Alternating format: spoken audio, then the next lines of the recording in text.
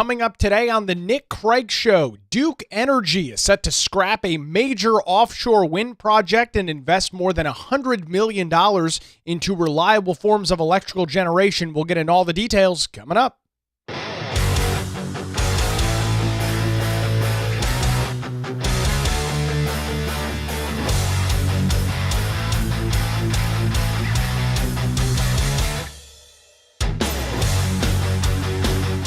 And a good Tuesday morning to you, and welcome into the Nick Craig Show, streaming live this morning on YouTube, Rumble, X, and Facebook. Don't forget that you can take the show with you 24/7 on demand. It is real simple and totally free to do so. Just search for the Nick Craig Show in your favorite podcast app. You can also listen online by visiting the website nickcraig.com. Our program this morning brought to you by Melissa Gott and the team over at the Law Group here in Wilmington. For any legal questions or challenges, lawgroupnc.com. We'll hear more from them coming up a little bit later on in the program this morning. Don't forget, you can also get access to our daily show notes over at patreon.com/Nick Craig. If you'll remember back about 3 months ago, we covered a story here on the Nick Craig Show. It was an announcement from the U.S. Department of the Interior, and the announcement by Interior Secretary Doug Burgum that the Trump administration was in the process of canceling 2 major offshore wind leases that the Biden administration had doled out to 2 separate companies. One of the companies, a French energy company called Total Energies, secured a lease to develop a major offshore wind farm in New York, and Duke Energy received a second lease to build a major offshore wind farm here in the state of North Carolina, here in southeastern North Carolina, about 22 nautical miles off the coast of Bald Head Island, which is part of Brunswick County in extreme southeastern North Carolina. That was back in late March when the Trump administration announced, in fact,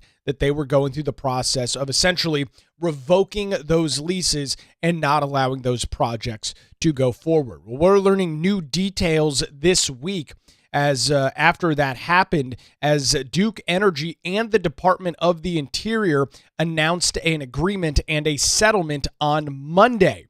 With this, it will allow Duke Energy, the state's largest electrical producer and provider, to voluntarily terminate its federal offshore wind lease for what was called the Carolina Long Bay Project, the one I was just mentioning off of the Brunswick County coast, 22 miles south of Bald Head Island, that could have, and this is all, of course, under engineering studies, none of this is what had actually come to fruition, could have generated enough electricity to provide power to about 300,000 homes.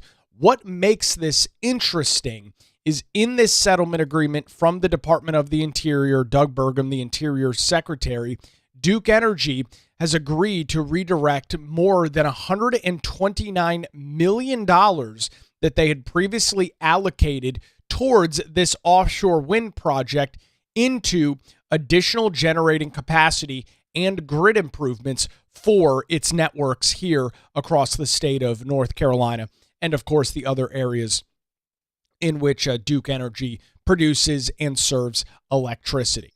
This is, and it was back in March, and it remains now, a major step in the right direction. To set the stage on some of this, you can go back and look at some of the disastrous policies that were put forth by the Biden administration, by Democrats in Washington, D.C., as part of the Green New Deal, now commonly referred to as the Green New Scam, where the federal government doled out and set aside hundreds of millions of dollars to, quote unquote, produce green energy, clean energy, renewable energy.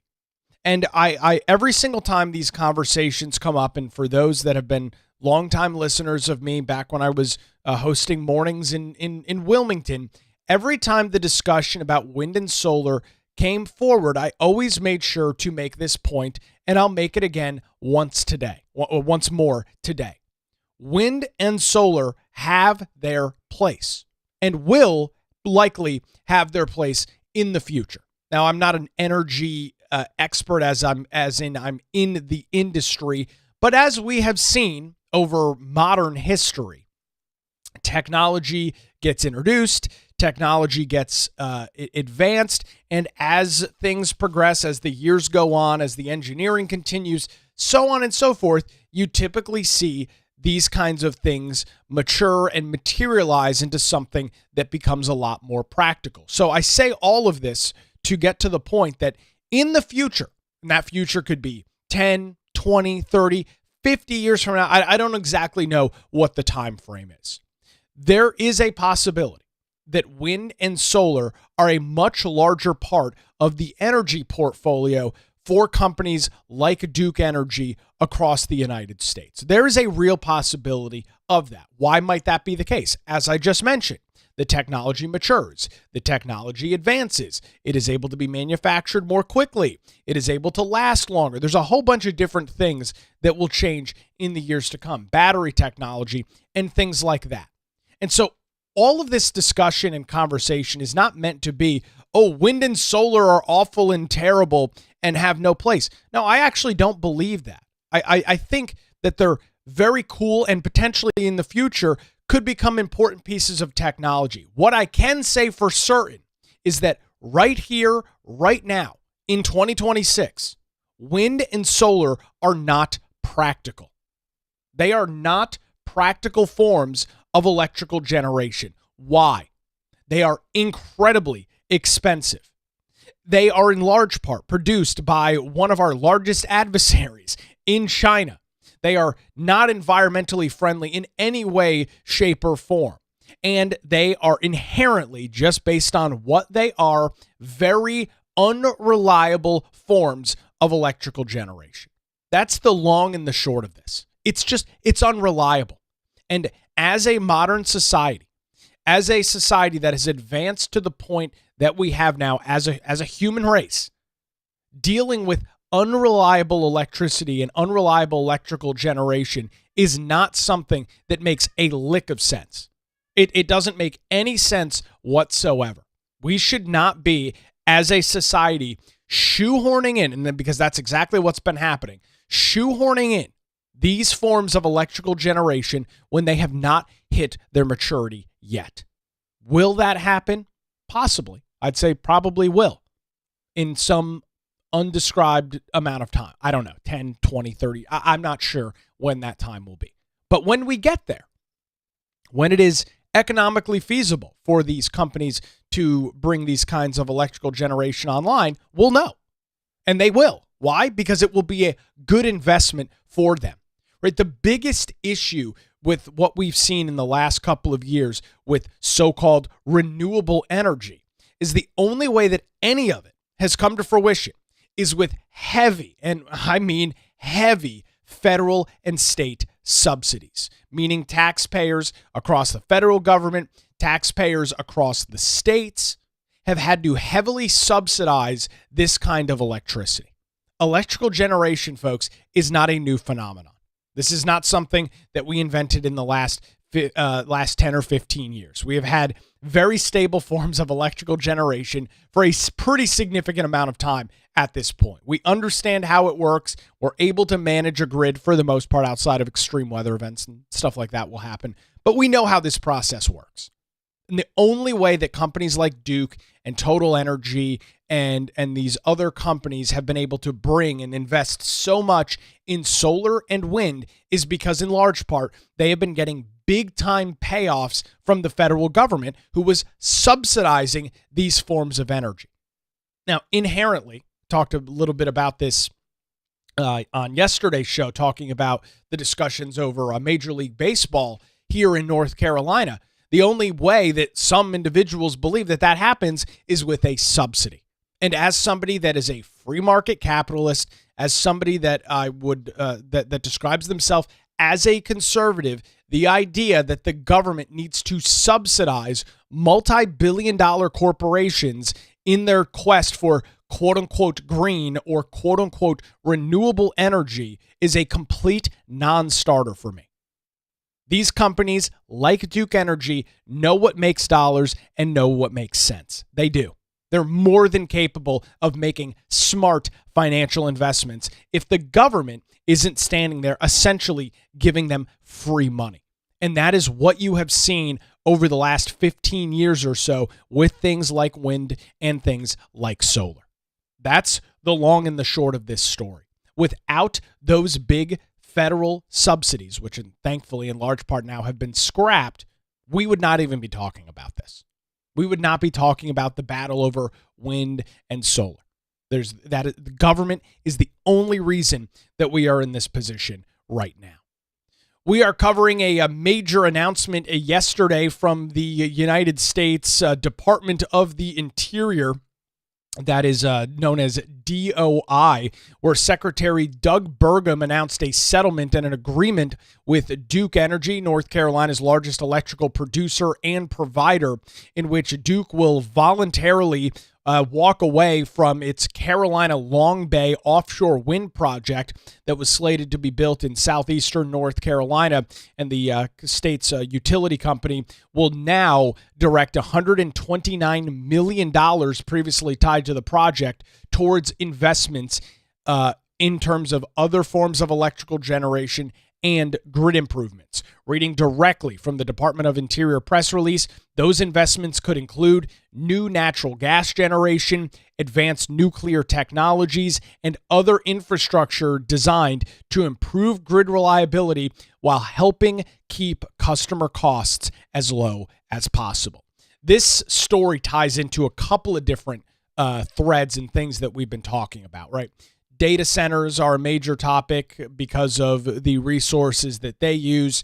North Carolina, I will argue, is in a very fortunate position right now in terms of our population growth. We are seeing some of the highest level of move-ins anywhere in the United States here in North Carolina. Let me be clear, that does not come without its struggles. That does not come without its pains, short-term growing pains and things of that nature, but it's always better to be on the side of growth than it is to be on the side of decay or decline. No, you're not going to hear that argument from me in any form. It's always better to be on the side of growth. And so North Carolina specifically is in a spot right now where we're seeing that growth, where we're seeing major manufacturing companies trying to move to, and in some cases, moving to North Carolina. We are seeing data centers and other sorts of large facilities attempting to be brought online. That puts a huge strain on the electrical grid. But as we've talked about in the past, I think a large reason why we're kind of in this tug of war right now with power utilities and the overall electrical grid is because there was so much stock put into wind and solar over the last 10, 15, 20 years that many of these major utilities like Duke Energy got away from what made sense, which was continuing to revamp or bring online things like natural gas, look at some of the unimaginable growth in technology that has been taking place in the nuclear industry over the last 30 or 40 years. A lot of that has been ignored. Why? Because of what I just mentioned. The federal government was subsidizing these utilities to bring on quote-unquote green, renewable forms of electricity, aka wind and solar. And so you've seen this kind of race to the bottom, for lack of a better term, as all of these companies try and garble up as much federal dollars, as much federal incentives as possible, overbuilding these very inherent, unreliable forms of electricity. And so it's put us in this weird quagmire position now where we know that we're going to need more electricity because in the case of North Carolina, we're growing rapidly. We know that there's going to be more demand on the grid. And instead of replacing or putting on new electricity that is inherently reliable and tends to be pretty cheap in the grand scheme of things to cost to operate and to build, we have ignored that and built very expensive, very unreliable forms of electricity. Great comment coming in on the show. The Netherlands has issues because 43 to 48% of their electricity is wind and solar. Too high off a reliance on a form of energy that operates only when the sun is shining or the wind is blowing. And that's why people say that wind and solar are unreliable. It's not meant to be a dig on the form of technology. It is simply stating a fact. Something like natural gas is inherently very reliable. You have a supply of natural gas, you burn said natural gas, and you are able to generate electricity.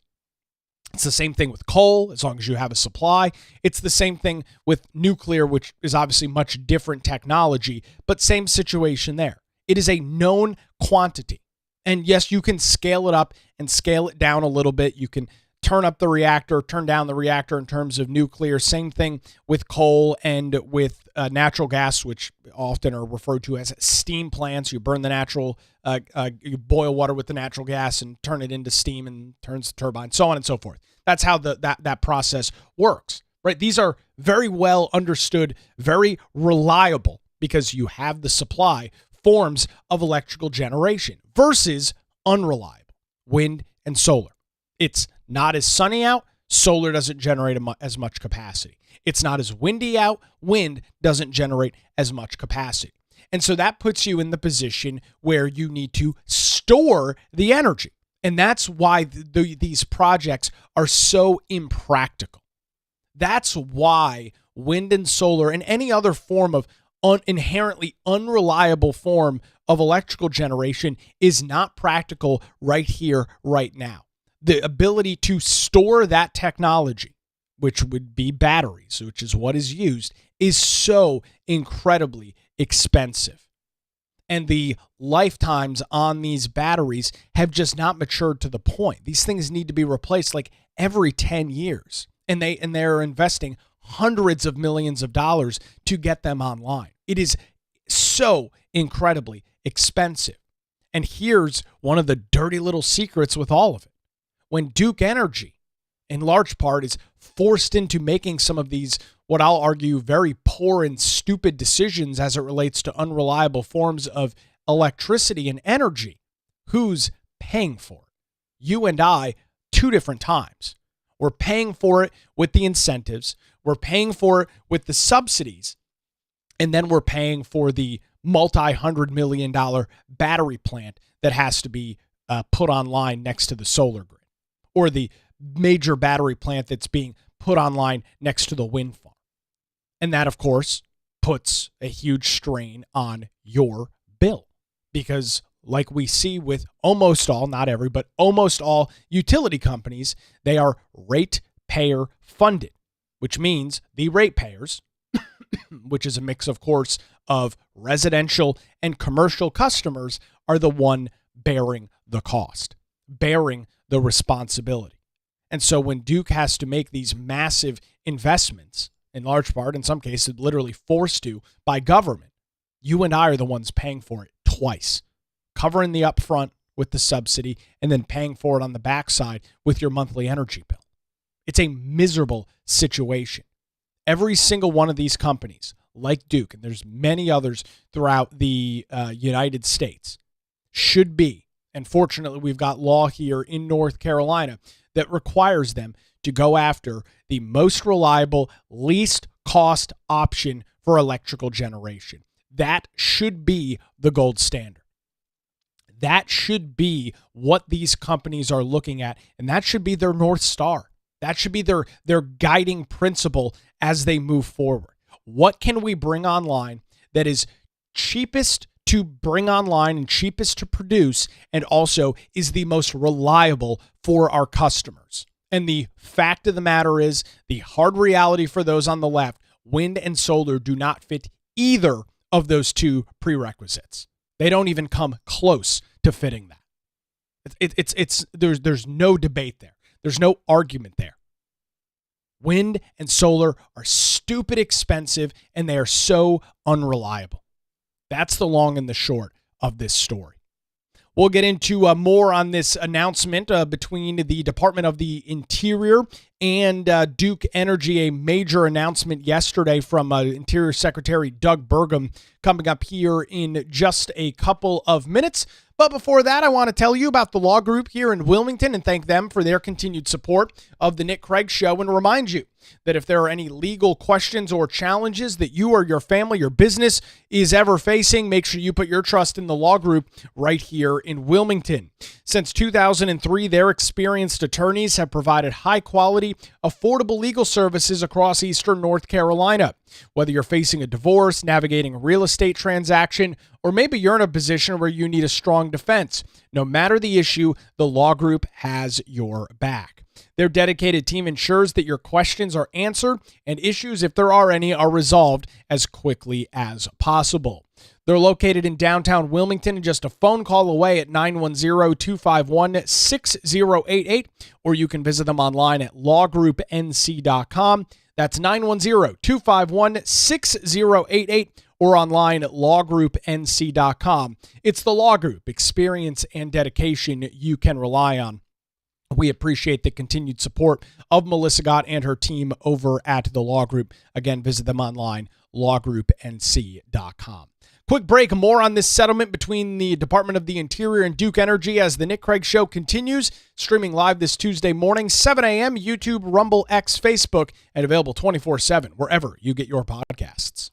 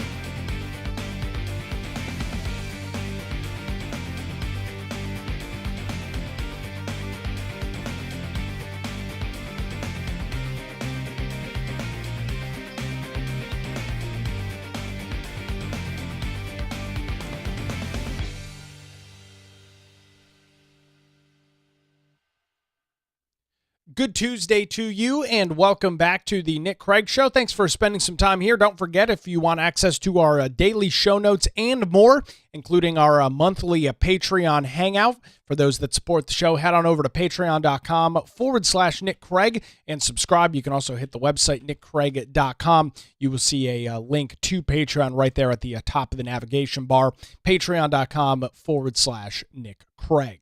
We're talking about a major announcement by the United States Department of the Interior on Monday, in which they announced a settlement with Duke Energy, the state's North Carolina's largest electrical producer and provider, in which Duke will essentially voluntarily forfeit its Carolina Long Bay lease, which was a plan to build a major offshore wind project about 22 miles south of Bald Head Island off the coast of southeastern North Carolina. As part of this settlement deal, Duke is going to redirect $129 million previously tied to that project to make investments within their already existing grid, including additional and new generating capacity and major grid improvements. Doug Burgum, who is the Secretary of the Interior, made the announcement yesterday, said this as it relates to it. President Trump's vision of unleashing affordable, reliable American energy for our country's communities and using common sense to put the American people first is being implemented. Duke Energy will now be able to convert a national security concern into projects that will lower the cost for its customers in North Carolina and surrounding states. The agreement is a win-win scenario that has become a hallmark for how the Trump administration operates. And, this all goes back to what we've been talking about on the show here today, that because of heavy government incentives, heavy government investments in these forms of very unreliable, very expensive forms of electrical generation, many of these power utilities would have been stupid to not take advantage of these major federal dollars. But fortunately for you, fortunately for me, because we have got a different guy in the White House, because we have got a different administration in Washington, D.C. that understands the practicality of this stuff, it's begun to change. We are no longer walking down the path of expensive, unreliable forms of electricity. Will and does wind and solar play its part? Sure, absolutely. And as that technology continues to mature, as there's more innovation in those sectors, it may become a smarter source of electrical generation. But as I've mentioned, for right here, right now, that is not the position that we're in. This piggybacks off of an announcement that Duke Energy made just about a year ago, last August. Duke's position on offshore wind changed pretty significantly. Back in August of 2025, they sent a letter to the North Carolina Utilities Commission. That is the group that is responsible for the rates and the operations of companies like Duke Energy. Under the Utilities Commission, a lot of companies, of course, that are utilities, water and electrical and internet providers. Duke shared a report to the Utilities Commission supporting the idea that offshore wind energy production is not currently the most reliable, cost-effective energy source, and that the energy company would not be issuing requests for proposals to pursue the projects. The report identified several new factors adding to the uncertainty over the future of offshore wind development. Part of it was a January the 20th, 2025 executive order from the Trump administration, which was a moratorium halting new offshore wind leasing, and some other provisions within the One Big Beautiful Bill. According to, again, some of the details released from Duke Energy in this filing last year with the Utilities Commission, they made the point and said exactly what I was mentioning earlier. Now that the federal government has said and did say, hey, we're not handing out these new leases, part of the One Big Beautiful Bill, restricted federal tax credits for wind and solar facilities. Another executive order last year directed the Treasury Secretary to begin the process of revoking those existing tax credits. Once all of the government money dried up, Duke Energy said, and I quote, wind energy is not currently the most reliable, cost-effective energy source. This is the concern. And these are the issues that get created when you have heavy government investment, heavy government involvement in things like electrical generation. I mean, for anybody that wants to argue the point with me that wind and solar are great and we should continue going down this path, you shouldn't take that up with me. Don't argue with me about it. Take it up with Duke Energy. They understand a thing or two about power. They understand a thing or two about electrical generation. As soon as the federal spigot was turned off, as soon as the federal money stopped flowing in to subsidize these projects, what did they say? Wow, this stuff is pretty damn expensive and pretty unreliable. And so as soon as that money was cut away, as soon as the Trump administration, and this was very early on, January 20th, one of the first actions there by the president, beginning to roll back some of these disastrous policies, lo and behold, wind and solar don't make a lick of sense. I mean, there's absolutely a direct correlation with what is going on here. John Sanders, who is the director of the Center for Food, Power, and Life at the John Locke Foundation, told the Carolina Journal last year when this Utilities Commission report came forward, quote, Duke's filing reinforces what we have shown for years. Offshore wind is a very expensive source of electricity. Even with the carbon plan, it's prohibitively expensive. Now that the legislature has passed the Power Bill Reduction Act, getting rid of the carbon plan's interim goal of 70% reduction of CO2 emissions by 2030, our power grid can rely on more reliable, on-demand natural gas power plants to transition to zero-emission nuclear rather than being forced to get power from expensive, unreliable, weather-dependent sources like wind and solar. That's exactly the issue. That's exactly the problem that was created. Very expensive, very unreliable, not a smart business decision unless federal government was in there.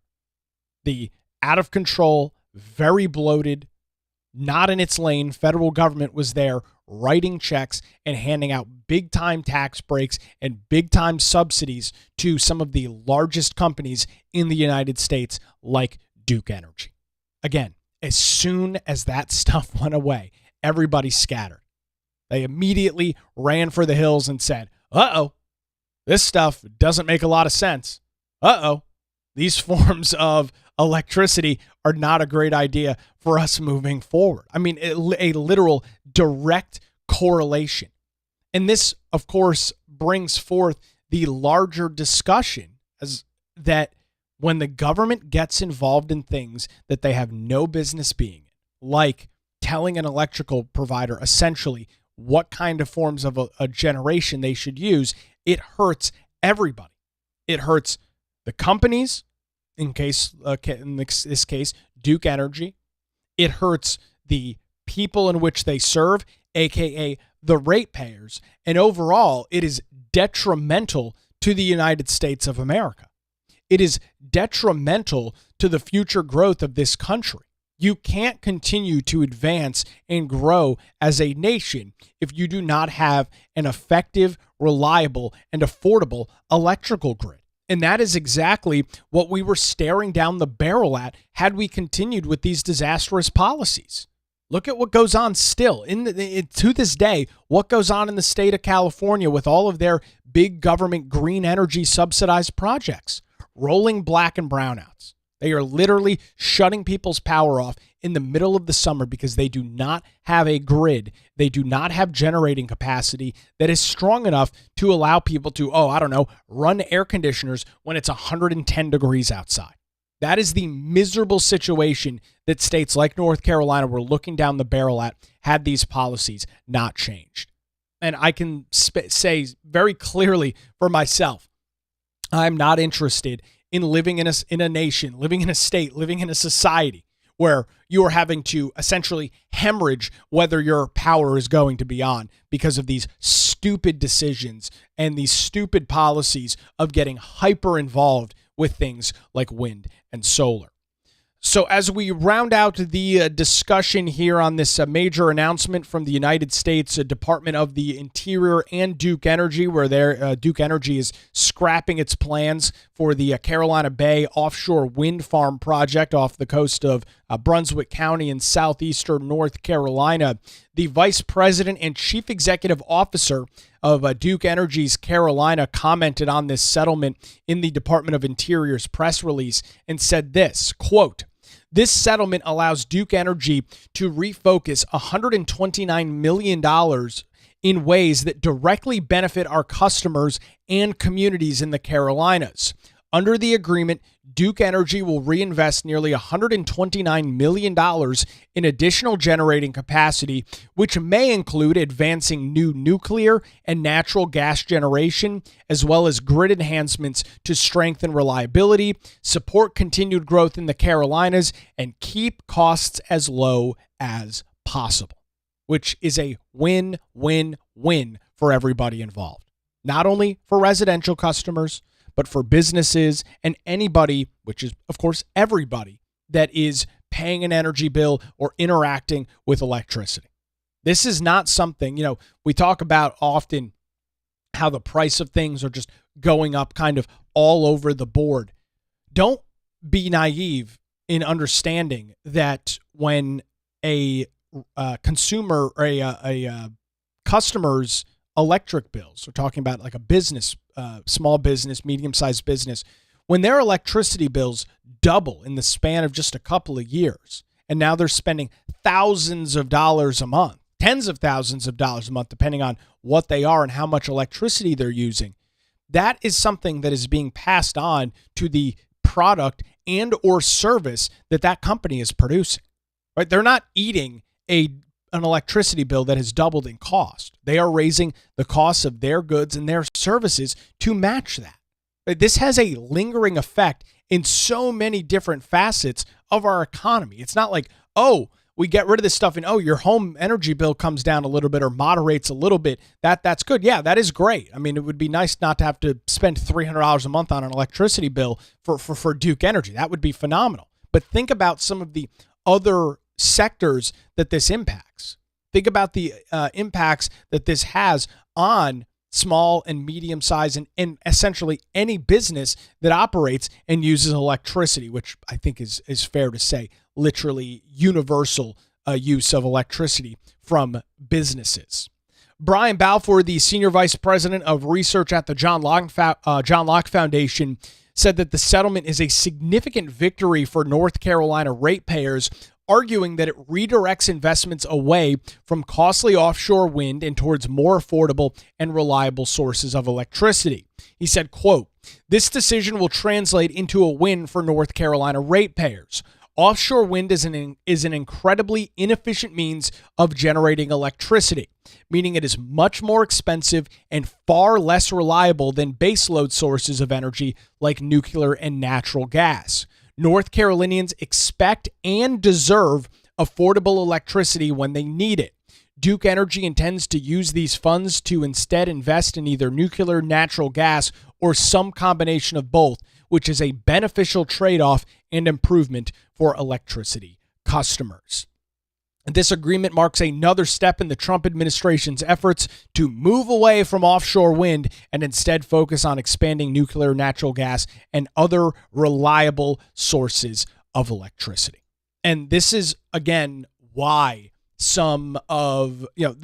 is one of the main reasons why elections like we saw in 2024 are so relevant, are so important. Think about the road that we were traveling down with AOC and some of these more radical progressives pushing things like the Green New Deal in Washington, D.C. And, of course, the Biden administration, who didn't do a whole lot of anything, jumping alongside that and saying, this is a great idea. Think about the problems that we could be facing. And here's the thing. They wouldn't necessarily be immediate impacts. That's the scary part about some of these policies. It's not like it would begin to have its immediate impact tomorrow. No, unfortunately, these decisions would be felt 5, 10, 15 years down the road after coal and natural gas plants and facilities were shut offline and decommissioned, and we were looking at 40 or 50 or 60% of our electrical grid being provided by wind and solar, that's when the real problem starts.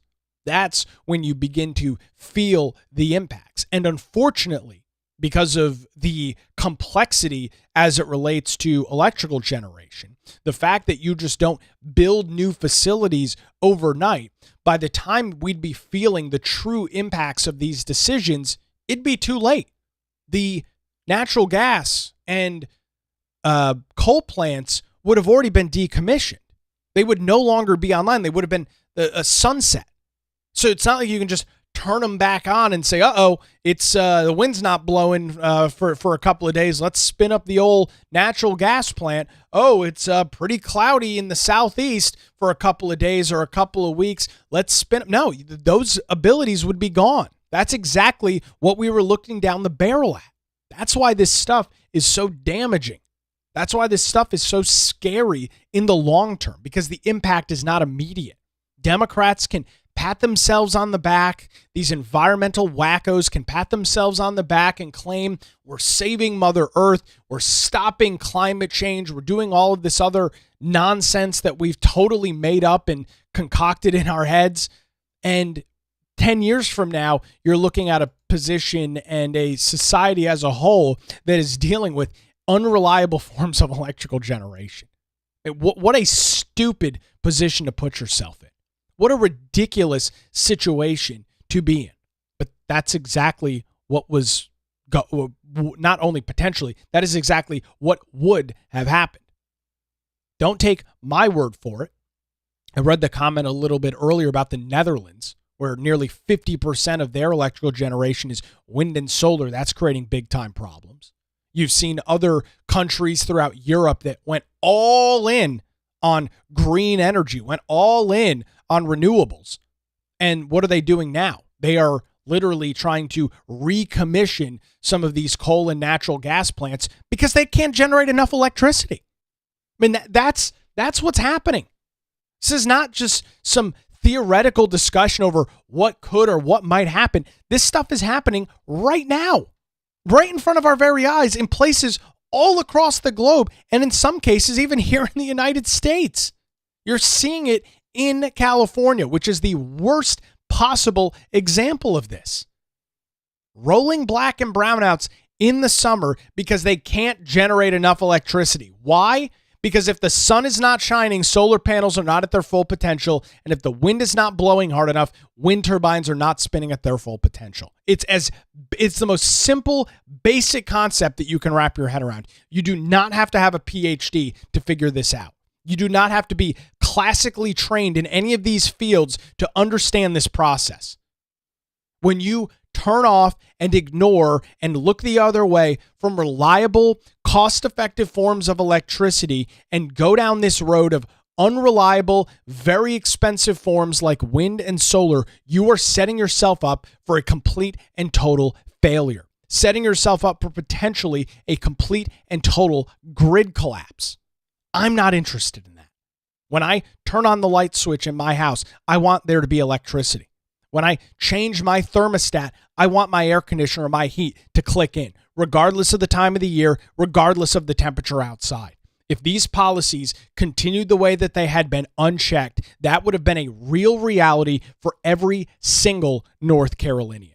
So I'm very grateful to Doug Burgum, the Trump administration, and the Department of the Interior for this settlement announcement with Duke Energy yesterday.